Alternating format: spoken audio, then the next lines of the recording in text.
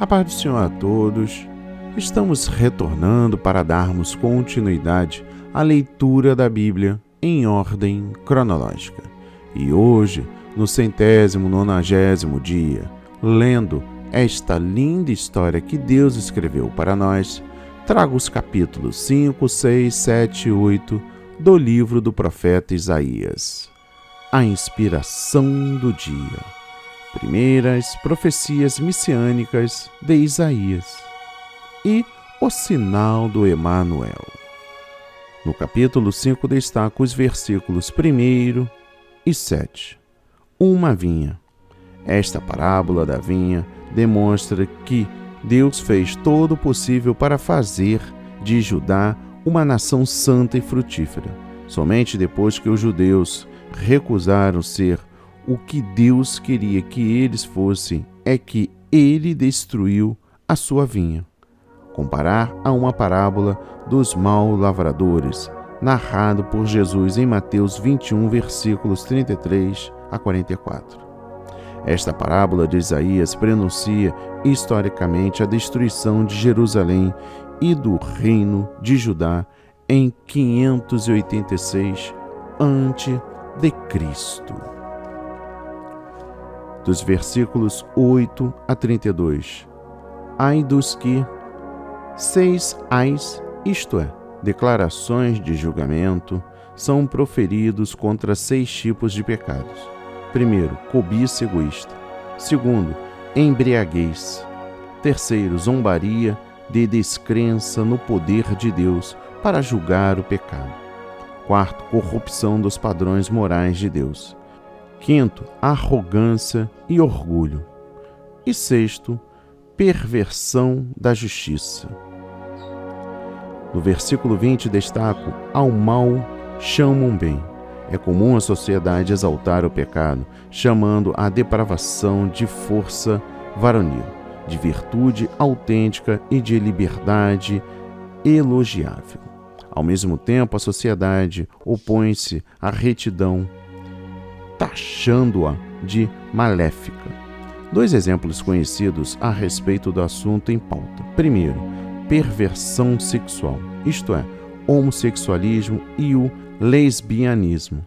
A sociedade considera um modo de vida alternativo legítimo que deve ter aceitação pública, enquanto os que condenam tal conduta por observarem as normas bíblicas da moralidade sexual, são chamados de intolerantes e defensores de um preconceito opressor. Segundo, os defensores do aborto, a sociedade os chama de pessoas sensíveis, dedicadas com afinco ao direito da mulher. Ao passo que os defensores da vida, a mesma sociedade os chama de extremista ou fanáticos religiosos. Quanto ao crente, este deve, em todo o tempo, manter-se fielmente de todo o coração dentro dos padrões divinos do bem e do mal, conforme nos revela a palavra de Deus escrita. No versículo 24, destaco: porquanto rejeitaram a lei do Senhor. O livro de Isaías contém a doutrina da justa retribuição pelo pecado. A rejeição dos ensinos do Senhor e o desprezo à sua palavra por alguém trarão como resultado sobre tal pessoa o juízo que esses pecados acarretarão. No versículo 26 destaco as nações de longe. Isaías descreve a distribuição iminente de Judá por uma nação distante. Destruição em breve e certa. Judá não teria força para fazer o inimigo recuar. Isaías estava certamente antevendo as invasões dos assírios, cujos exércitos saquearam Judá em 701 a.C., e dos babilônios, cujas incursões começaram em 605 a.C. Deus muitas vezes já utilizou outras nações para castigar o seu povo por apostasia.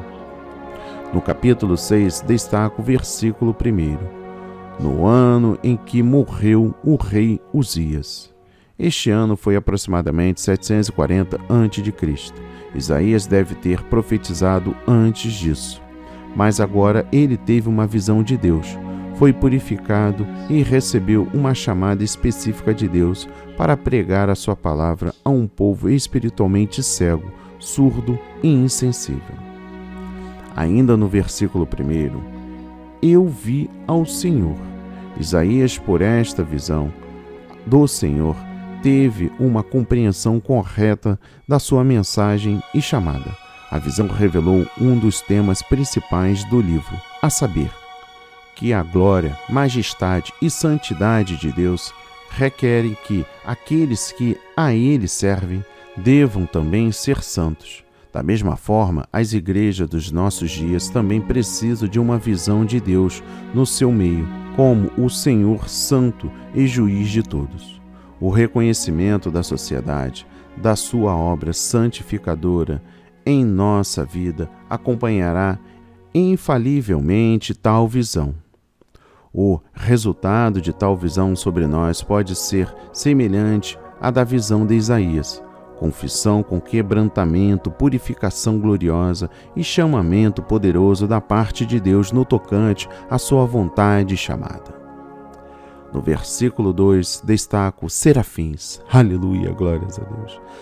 Trata-se de seres angelicais de ordem superior. Serafins deve ser outro nome dos seres viventes revelados noutras partes das Escrituras. Seu título pode denotar sua pureza, uma vez que servem a Deus continuamente em derredor do seu trono. Refletem de tal maneira a glória de Deus que parecem arder em chamas. No versículo 3 destaco: Santo, Santo, Santo é o Senhor. Aleluia, glórias a Deus. A principal característica de Deus revelada a Isaías é a sua santidade, que significa sua pureza de caráter, sua separação do pecado e sua repulsa a tudo que é mal. A santidade absoluta de Deus deve ser proclamada nas igrejas, assim como é nos céus. No versículo 5 destaco: ai de mim! Isaías, ao completar a santidade de Deus, imediatamente reconheceu sua própria imperfeição e impureza, sobretudo quanto às palavras. Reconheceu também as consequências de ver Deus face a face e ficou assombrado. Deus então purificou os seus lábios e o seu coração e o tornou apto a permanecer na sua presença como servo e profeta do Santo de Israel. Todos aqueles que se acercam de Deus precisam receber o perdão dos seus pecados e da purificação do seu coração pelo Espírito Santo, pois somente Deus pode nos tornar puros como Ele mesmo requer. No versículo 8 destaco: a quem enviarei? Só depois de purificado é que Isaías foi designado profeta. Esse trecho nos faz lembrar a grande comissão de nosso Senhor ressurreto, que ordenou proclamar o Evangelho da salvação a todo o mundo.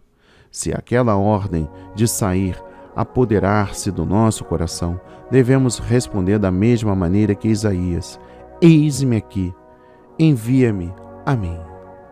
No versículo 9 destaco: vai e dize a este povo. Deus avisou a Isaías que o povo ia rejeitar a sua mensagem e continuar indiferente ao chamado profético ao arrependimento. Sua pregação até faria seus corações se endurecerem ainda mais forte contra o Senhor. Mesmo assim, Isaías teria que pregar fielmente a mensagem impopular do juízo. Haveria, no entanto, um limite para seu espinhoso ministério: os juízos a serem infligidos através de Senaqueribe, em 701 a.C., levariam Jerusalém à fé e à obediência, e como resultado Isaías poderia ter um novo ministério durante os 15 anos concedido por Deus a Ezequias. No versículo 13 destaco: a santa semente.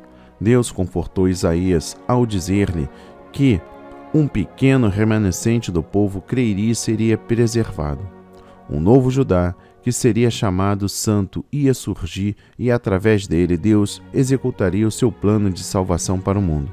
Semelhantemente, sob o novo concerto, Deus julgará uma igreja que for apóstata e levantará um remanescente santo que permanecerá fiel a ele e à sua palavra. No capítulo 7, destaca os versículos 1 a 25.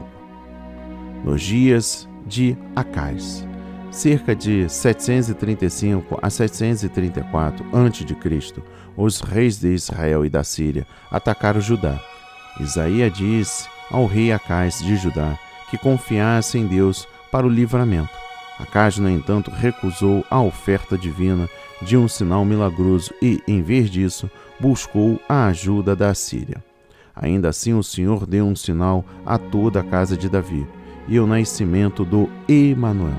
Nesta ocasião, Deus fez fracassar a invasão de Judá pela Síria e Israel, mas, posteriormente, ele enviou os assírios e babilônios para assolarem a terra. No versículo 3, destaco Sear-Jazub. O nome do filho mais velho de Isaías significa um remanescente voltará. Esse nome ressaltava a intenção de Deus de preservar um remanescente fiel entre o povo para consumar o seu plano de salvação. No versículo 8, destaco dentro de 65 anos.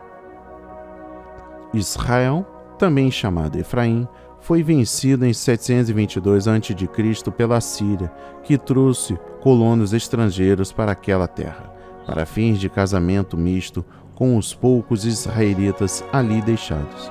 A mistura racial resultante disso deu origem aos samaritanos. No versículo 12, destaco Acais. Disse: não o pedirei. O profeta Isaías aconselhou Acais a confiar em Deus para um livramento. Acais rejeitou o conselho e resolveu confiar no seu limitado raciocínio e procurou a ajuda da Síria. No versículo 14, destaco: uma virgem conceberá Emanuel. Virgem, na língua original, o termo pode significar virgem ou mulher jovem em idade de casar. Primeiro, a aplicação imediata desse sinal seria uma nubente que fora virgem até a ocasião de seu casamento. Antes do seu filho ter idade suficiente para distinguir entre o certo e o errado, os reis da Síria e de Israel seriam destruídos. Segundo, o pleno cumprimento desta profecia ocorreu quando Jesus Cristo nasceu da Virgem Maria. Maria era virgem e permaneceu virgem até a ocasião do nascimento de Jesus. A concepção do seu filho deu-se mediante um milagre do Espírito Santo, e não pela ação de homem algum. Terceiro, o filho da Virgem devia se chamar Emanuel, isto é, Deus conosco. Este nome revestiu-se de novo e profundo significado com a vinda pessoal ao mundo, o Filho unigênito de Deus. E por fim, o capítulo 8. Destaco o versículo 3, Maer Salal Has-Baz. Significado do nome do segundo filho de Isaías é o rápido à pressa, veloz ao despojo, conforme vemos literalmente no versículo 1. Aquele nome prediz não somente a destruição e a queda da Síria pela Assíria, como também o mesmo destino para Israel. No versículo 6 destaco as águas de Siloé. As águas de Siloé, o Novo Testamento cita como o tanque de Siloé. João capítulo 9, versículo 7. Essas águas vinham de uma fonte tranquila que formava um reservatório subterrâneo para abastecer Jerusalém em tempos de cerco pelo inimigo. Essas águas simbolizavam o reino gracioso e calmo de Deus sobre Israel através dos seus representantes reais, isto é, os piedosos reis davídicos, posto que Judá e Jerusalém rejeitaram o governo gracioso de Deus. Teriam que suportar, em vez disso, as águas destruidoras da região do Eufrates, isto é, poderoso dilúvio inundante de soldados assírios e invasores. No versículo 8 destaco o Emanuel. Em meio à profecia de Isaías, o Espírito anuncia uma esperança futura. Não importa o que houver, Os fiéis de Deus não precisavam ter medo, porque Emanuel, Deus é conosco, era a proteção de todos os que nele confiassem. Emanuel, portanto, é a garantia permanente do povo de Deus no decurso da história, passada, presente e futura. No versículo 12 destaco conjuração. Isaías tinha procurado persuadir Judá a buscar a Deus ao invés de buscar ajuda no estrangeiro. Foi acusado de conspiração e traição. Semelhantemente, no decurso da história da Igreja, aqueles que procuram manter a Igreja distante do humanismo e de um cristianismo antibíblico e, ao mesmo tempo, trazê-la de volta ao seu poder, santidade e missão originais, frequentemente são alvos de perseguição e repúdio.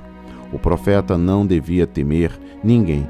Ele foi exortado a temer somente ao Senhor dos Exércitos. No versículo 13 destaco: seja ele o vosso temor. Nos tempos de perigo e provação, é somente a Deus que devemos temer, e somente nele que devemos confiar para nos livrar. Se lhe tivermos a devida reverência e amor, teremos a sua presença conosco e ele será o nosso refúgio e proteção. Por fim, o versículo 16. Sela a lei entre os meus discípulos. A grande maioria do povo de Deus vivia na apostasia, mas um remanescente permaneceu fiel. Discípulos que faziam a vontade do Senhor. Esses foram chamados para preservar a palavra de Deus em todos os tempos. Os verdadeiros discípulos do Senhor, aqueles em cujo coração está a palavra, precisam lutar pela verdade imutável de Deus e transmiti-la à geração seguinte. Que a palavra de Deus toque o seu coração, transforme a sua vida para a honra e a glória do Senhor.